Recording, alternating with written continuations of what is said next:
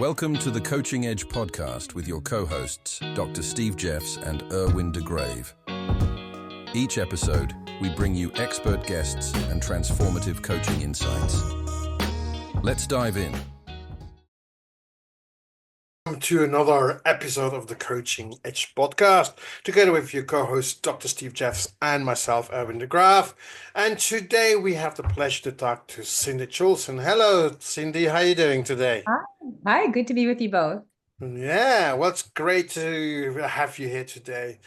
So we always could try to try to introduce you, but you're the person who knows yourself better than we do. So who is Cindy Schulson?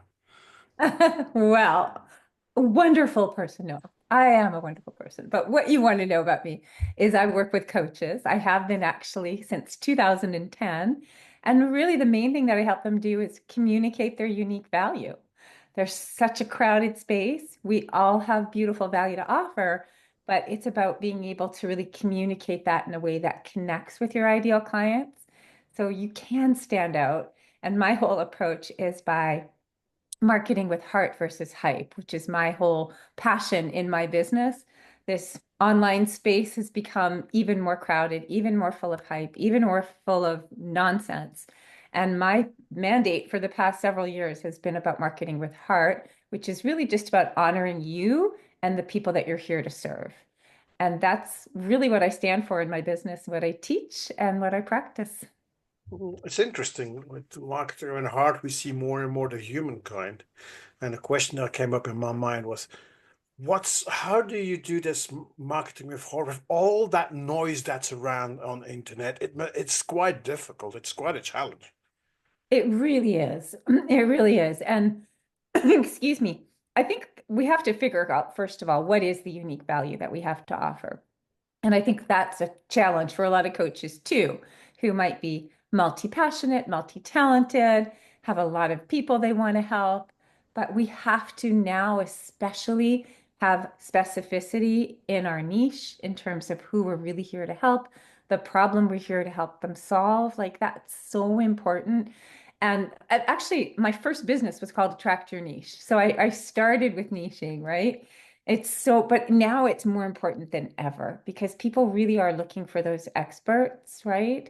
We want somebody who has the credibility to help us and isn't like a niche hopper who's jumping around from one thing to the next, you know? So having that clarity of focus have you guys found as well, like that specificity in your niche is becoming even more important?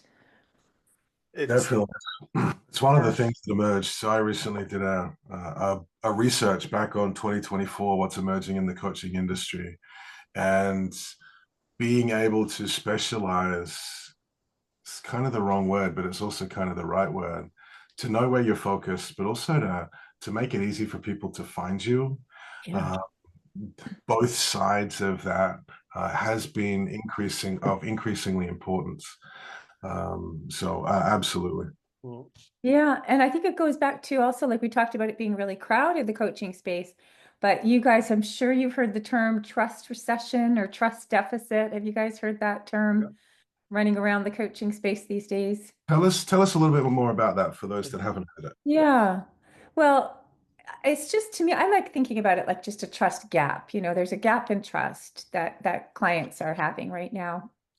And I think it has a lot to do, I mean, these are my perspectives. No, I think it has to do with a couple of things. Number one, clients have been burned. Let's be honest. Let's just be transparent about it because there was that influx of a bunch of coaches into the coaching space and people coming in creating programs that they might not have that expertise in and making false promises or exaggerated promises. And that's the hype part that I'm talking about. That's not your audience. They don't do that, but their clients have been fed that, right? So it does create some skepticism. And then you add AI onto the mix where, you know, there's all this false information and there's people creating programs that they didn't even write. So it just adds to the skepticism. So it's really up to us. It's our responsibility to build that trust And with how our do we do that? potential clients. How do we do that to build trust again? Yeah, there's Have that so gap. many ways. Oh my gosh, I could talk about this for hours, but so one has to do with creating meaningful connection with people, right? So there's so much automation, which is great. I love automation, but we have to really connect to people so that they feel seen and heard. So it comes down to our message, right? Having a message that really speaks to our ideal clients, content that speaks to them, having two-way communication, not just me talking at people, but there's so many softwares and ways that you can create two-way communication with your audience. So to me, connection is a huge part of it. Consistency, like we talked about niche hopping, right? I can't trust somebody who goes from one thing to the next. And even in terms of offers too, if you keep coming out with all these disjointed offers, you're diluting your brand as opposed to really having a consistent offer that people can trust in and believe in. I don't mean that you can't have different offers, but what you need to have is one clear offer that really delivers a transformation. But I think the most important part is kind of creating some proof, if you will, that you can help your clients achieve the transformation that they want. And my number one way of helping my clients do that is by designing their client journey. Have you guys heard me talk about that client journey before? I think it's your signature step-by-step system of how you help your clients go from where they are to where they want to be. And when you can clearly communicate that system in your marketing and in your consultations, now all of a sudden it's like not, well, I can help you lose weight, but here's my system that I have in place that actually will help you get these results. So it's great to say, here are the results I can help you achieve, but clients want more. They want to know what is your system to actually deliver those results. Does that make sense? It does, but I'm still, and I imagine people listening, not only coaches, but other people that are also in the expert space, is that trust gap. It's more and more, and certainly if you look online, more and more people are on there. It's a lot, as I mentioned before, a lot of noise. How can I be, and how can I come take back that trust? Because there's a lot of things happening outside my control that are influencing that trust gap, which I cannot do anything about it. But then on the other end is, what can I do? And I see that more that offline is becoming more and more important again. Connecting with people, that's what I sense, but I don't know what you think. Yeah, I mean, I personally, I think that offline is great and it really makes those connections more meaningful. But I think you can definitely build that trust online as well. There's no doubt. I mean, I do it in my own business. I have clients all around the world, and that's one of my favorite parts that we get to work Yeah, with of people course. around the world. But I think that getting back to that client journey, so yes, so that builds trust when you're actually on a call with somebody. But you also can build trust in your marketing using your client journey when you teach your client journey in your marketing. So there's this whole thing in marketing we've heard for so long, give them what they want, then sell them what they need.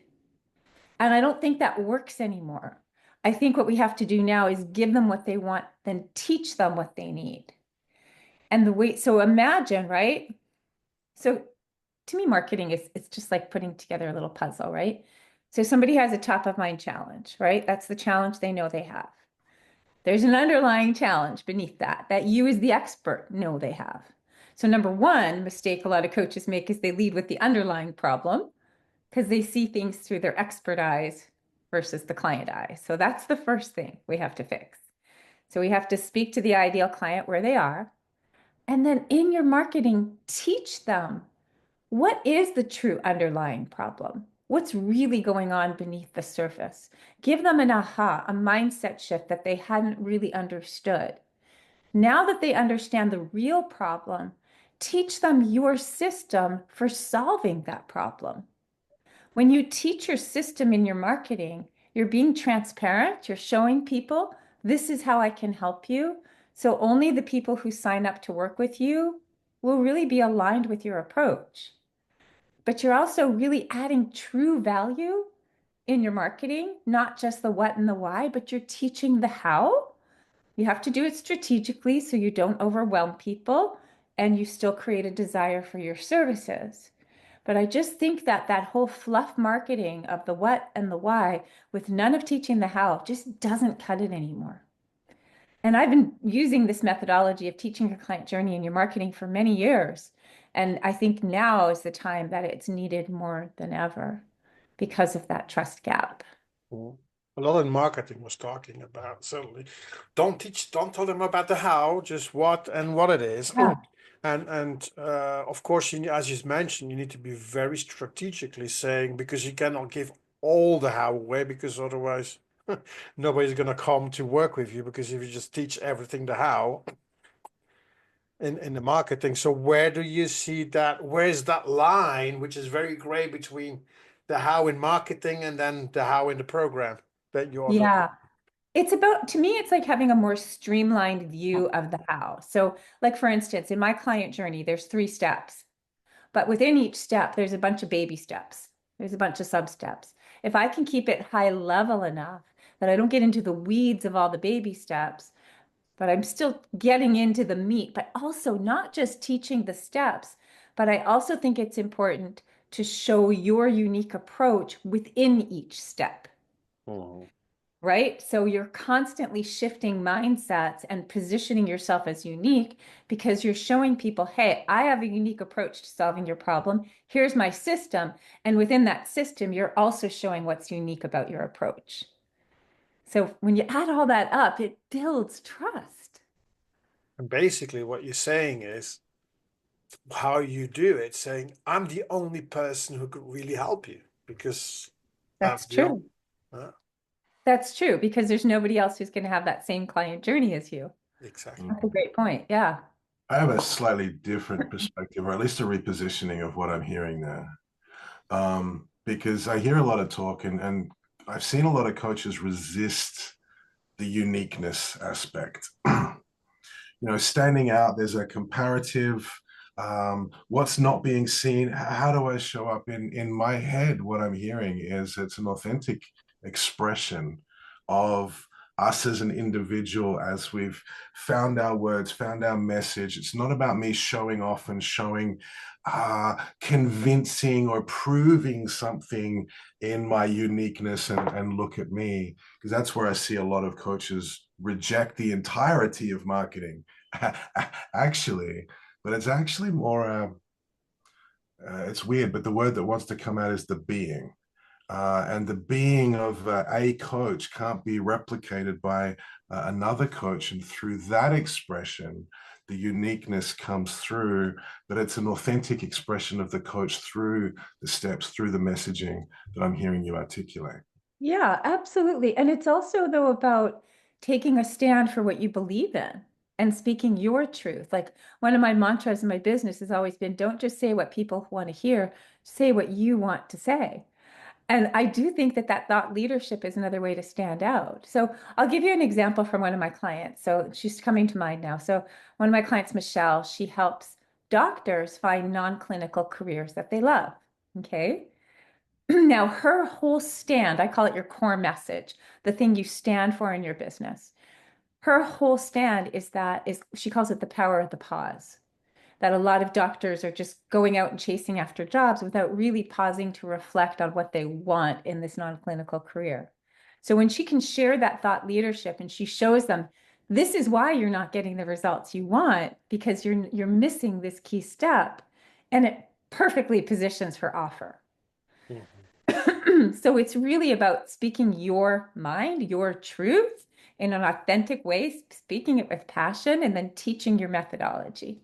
And that's where that trust gap gets bridged, because it's not just the content that people are seeing. There's a person behind the content that it's real. It's not just words. And that's what's needed, from my view, at least, to bridge the gap, is that there's something worth trusting behind the words. And it's that connection, it's that relationship that becomes compelling and go, well, hey, we've already got this relationship. I've read your stuff, I've seen you online. We may have never spoken, but I'm already feeling safe with you. I'm already feeling that you're the one that I want to be partnering with. And you've set the credibility that I know you're the one that can help me to get where I want to get to. Yeah, I love that. And I think transparency is like we talked about transparency in terms of teaching your system, but I also think we have to be transparent about who our program is for and who it's not for. And I don't mean "Oh, if you're willing to do the work, that kind of stuff. I mean, like, really, who's going to get results from it? And I think we have to, like, I'll give you one more example if I may. Like, so I do have a mastermind program that I run to help coaches teach their client journey and their marketing. I don't market that program. I don't let anybody in that program unless they've gone through the first few steps with me to really get clear on their niche, their message, and their client journey. Why? Because I know that if they don't have that clarity, their marketing won't work. So out of integrity, I'm like, you can't get in the mastermind. You got to do this work first, whether it's with me or somebody else. So to just be really transparent about who this is for, will you miss out on some sales? Who cares? It's not about making the sales. It's about helping people get results.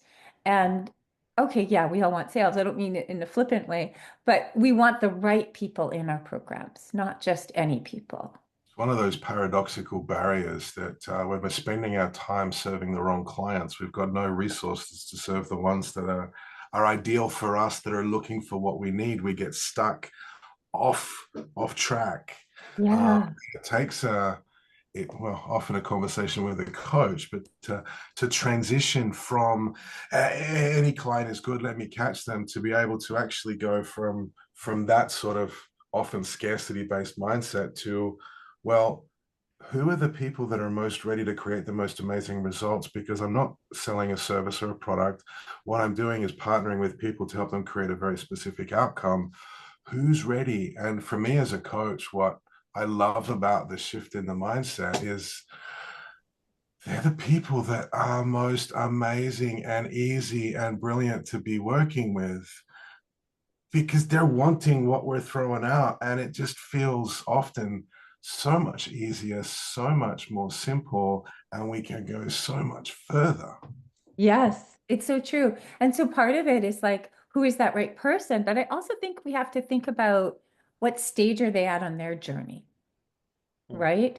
So as an example, I have a couple of examples if we have time. So one is like a grief coach. Let's say you're a grief coach and you really want to help people not through that initial period of grief, but like really create life, a happy life beyond grief. So you have to really think about who you want to bring into your world. If they're still really, in that deep grief period and you want to help them move beyond that, they're not ready for you yet, right? So you have to think like that. But also like this is where the trust gets broken. And this is okay, I'm going to tell you my own personal where my trust got broken. So I signed up for a program to learn about evergreen webinars, which is great. But when I was in the program, I saw there were all these people who didn't have an offer. How can you create an evergreen webinar? You don't even know what your offer is. People who didn't even have a niche. And these poor people were trying to automate something that they don't even have clarity on what they're trying to sell. And it was I felt so bad for these people in this program because they couldn't move forward. So had she been more transparent and said, this is what you need in place to succeed with this program, she would have had way more satisfied clients, right? So that to me was a real breach in trust. And had she not broken my trust, I might have gone on to continue working with her because she's brilliant. But when the trust is broken, it's really hard to get it back. You know? It's that way to say, building up trust takes time, but you can break it in 1 second. It's so true, eh? Yeah. So, Yeah. Yeah, that's so true.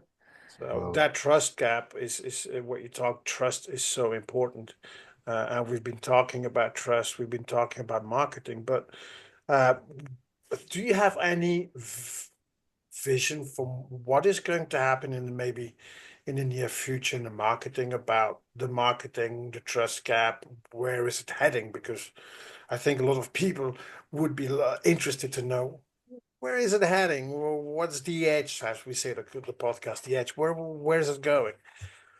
Well, I don't have a crystal ball, but my hope is that this is actually good for our industry because it will weed out the people who make the false promises or the exaggerated claims or market with hype and create programs without their own expertise in it. Like, I think it'll weed out those people.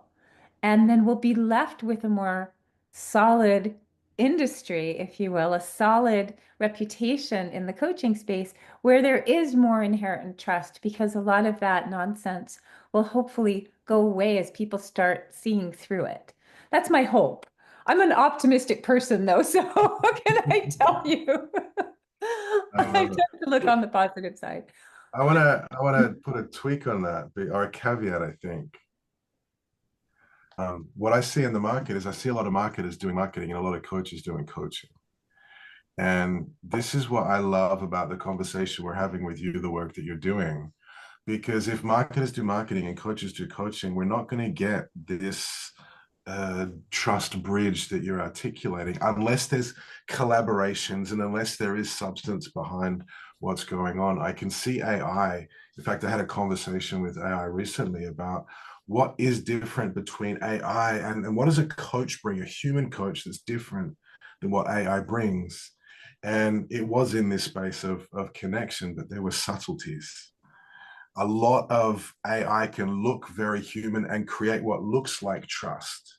And to me, when I see where you're pointing, it's up to us as coaches, it's up to us as business owners to learn the importance of bridging this trust gap, to learn the importance of to pick up the skills and to partner with people like you that can help us to fill this gap, to be able to find ways that we can communicate in this authentic, expressive way that also serves our business.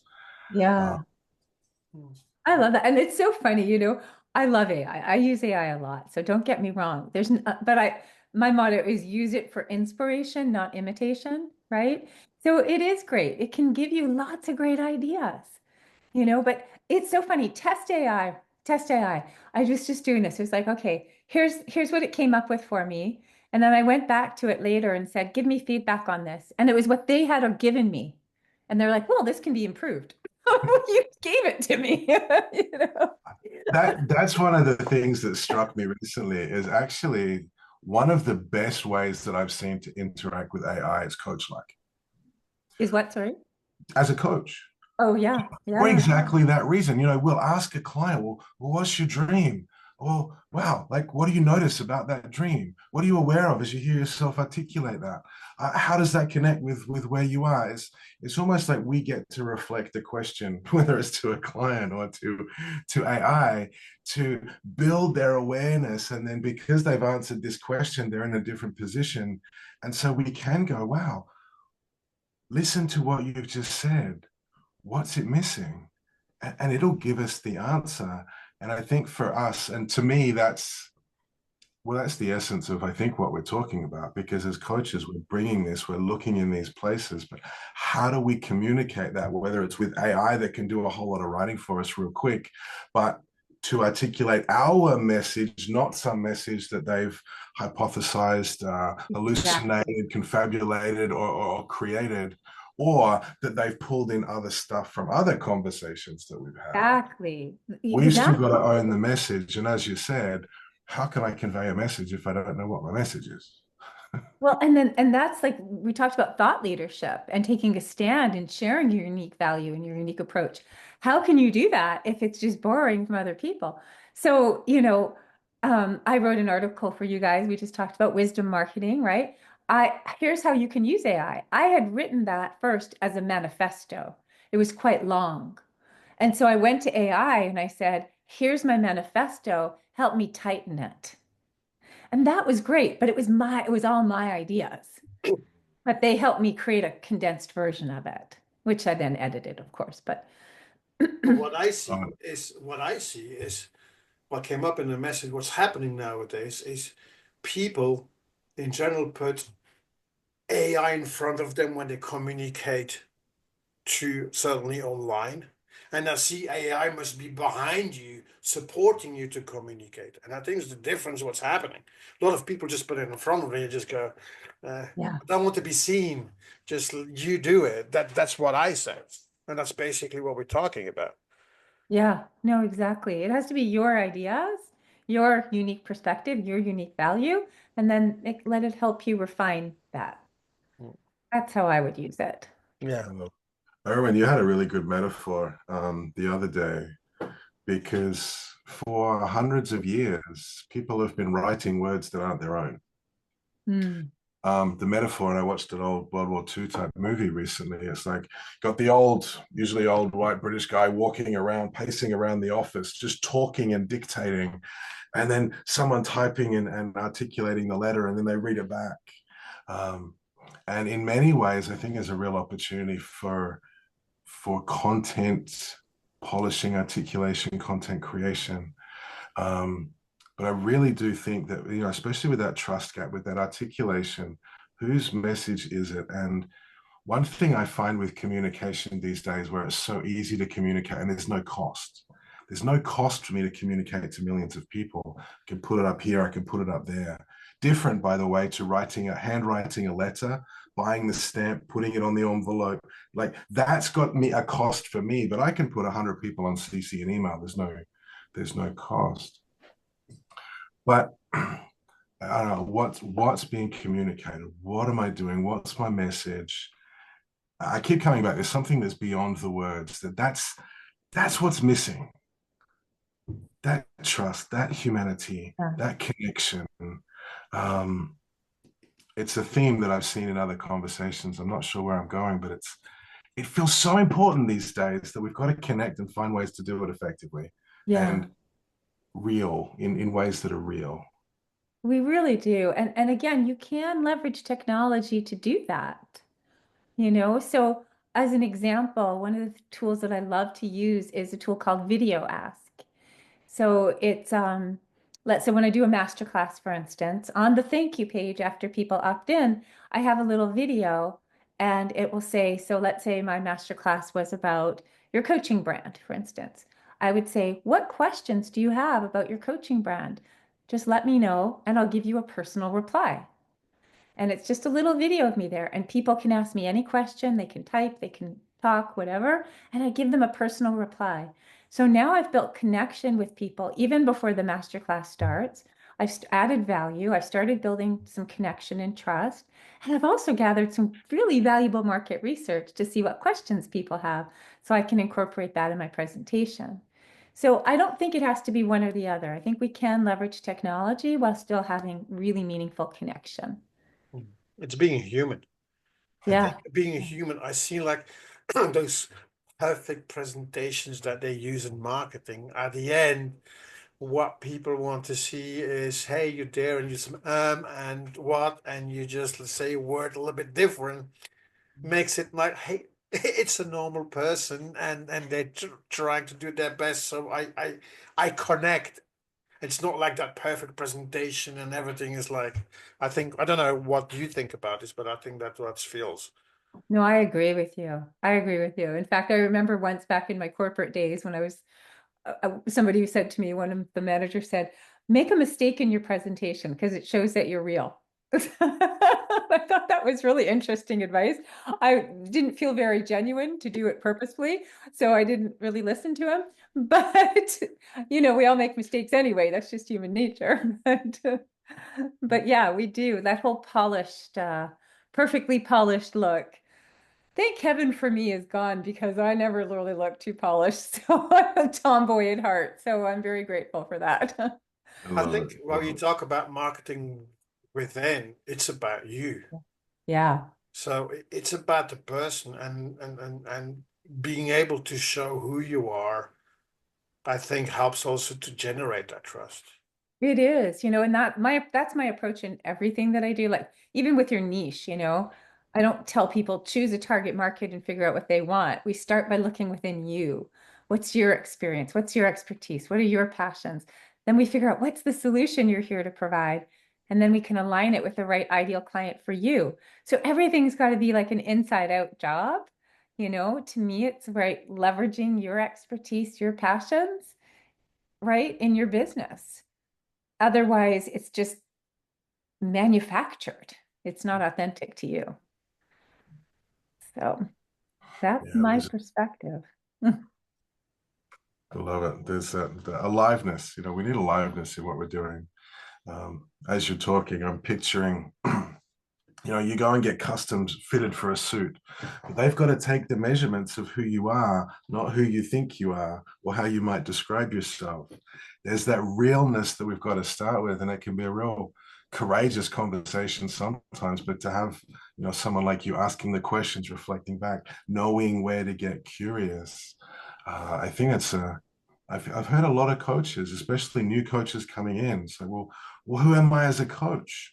My advice to new coaches is, well, go out and coach 100 clients, work with the ones that you love, learn what's going on and how you show up.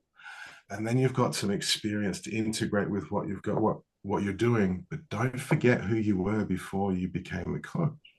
Yeah, no, I love that. And you mentioned the word courage, and I think that we can model that for our clients too, right? Like when we have the courage to share not just what we're so great at, but what we struggled with, what our vulnerabilities are, what works, what doesn't work, like just being again transparent and real, you know? So I do this with my own clients too, like in my mastermind at the beginning of every call, I'll tell them behind the scenes what's working and what flopped so that they can learn from my mistakes or not, whatever mistake, but how to improve something, right? That's to me like so valuable that I don't have to present myself as this perfect person, you know? That's too much pressure for anybody. Well, as you said, you don't need to be perfect if you've got trust. If you don't have trust, we have to project as perfect as a proxy for that. But actually, what I'm really appreciating about what you're speaking to is everything that you're saying in the space of marketing and communicating with clients is what we design with clients inside the coaching session. Right. It's just a repositioning of what we as coaches and actually as leaders are already doing within a particular context. And all you're inviting us to do is to go, well, how do we do what we're doing over here with great natural ability and with great confidence and courage? How do we apply that in other places that may be new or novel, but it's I still what love we're doing? that's such a great perspective. So it's like just taking the heart of what you do as a coach and bringing it into your marketing. Absolutely. Yeah, Yeah, that's a great way of putting it. Yeah, thank you for that. yeah. And you don't have to sell, because a lot of coaches think about marketing as selling, and that's something, oh no, I cannot sell because I'm a coach. But it's, how can you help people if you don't promote yourself that you can help those people? Well, Yeah. again, like when you teach that client journey in your marketing, right? Then the next step is just a simple invitation. If you want me to help you implement this, right? If you want me to help you bring this to life in your business, in your health, in your relationships, then here's how I can help you do that. And it's just such a seamless invitation that it doesn't feel yucky because you've already showed them this is what I can help you do. But there's a difference between learning and implementation. How do we tailor it to you? And that's where the magic of coaching comes in, right? Where it's really tailored to that person. Yeah. That's what comes also, what reminds me now from consulting. Exactly the same with consulting. The key in consulting is the implementation of new things, although consultant is different than a coach, but you said that's the implementation, not what we could do, but it's really, I know how to implement it. Yeah. Yeah. I used to be a consultant back in corporate days, but I'd much rather be a coach. I get to choose my clients now. Yeah, I know. I've been in there as well. Yeah. Good. Brilliant. Well, this has been a fascinating conversation. I've really enjoyed listening to your perspectives change how I've been thinking about topics. And I can absolutely see just that one of the things that you said that stood out for me was your experience in a webinar of, well, how can we be teaching people to promote, grow their business if they don't have the foundation in place? And how can we as coaches and business owners help people get ready to be clients? And that to me is the essence of that teaching that you're speaking to. So thank you for that insight. Thank you. I love talking to you guys. I always learn new things, get new perspectives. Well, Cindy, thank you very much for sharing your perspective, your ideas, your future hope that you Yeah. found. So thank you very much. And where can people, if they want to know more about what you're doing, where can people find you? You can go to marketingfromwithin.com.